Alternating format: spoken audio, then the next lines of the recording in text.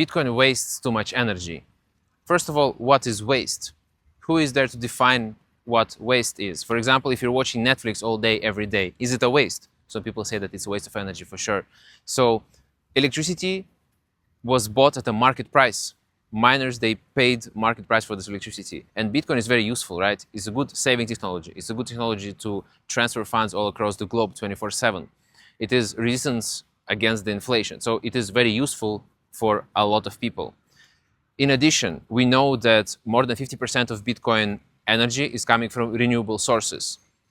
There are wastelands that are being covered by this, like a blanket. Methane is being collected and then converted into electricity, right? So methane is worse than CO2. In the same way, when there are flare gas, when they pump the oil from the earth, you see these videos of just fire burning 24/7. And this fire is being also converted into energy, and Bitcoin is being mined through it. In addition, there are stranded sources of energy. Water dang far away, then nobody uses energy. Bitcoin is like a mycelium, it's like a mushroom that goes into remote places where energy is not being used, and it consumes all this waste energy because it's very cheap. The math is really easy. You take the cheapest energy and then you mine Bitcoin with it. And the cheapest energy is waste, it's stranded, that no one is using. In addition, Bitcoin mining creates a base load. So right now there's a lot of cold, right? There's cold storms are coming, and grid in US needs extra energy. So the miners are shutting down their production and they're giving this extra boost to the grid so people can heat up their homes. So Bitcoin is actually making the electric grid more resilient with the base loads.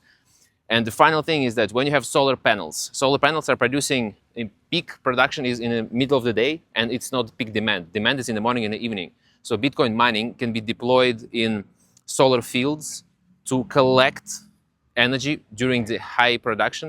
So the solar farms don't need to store it in the batteries. They can store it in money. So in this way, you can make actually green energy more financially viable. So I believe that in time, Bitcoin is going to be reducing amounts of CO2 of other industries. And in the end of the day, we know that people are super happy seeing like electric vehicles because they don't produce CO2. In the same way, the science is really conclusive. Bitcoin does not produce any CO2.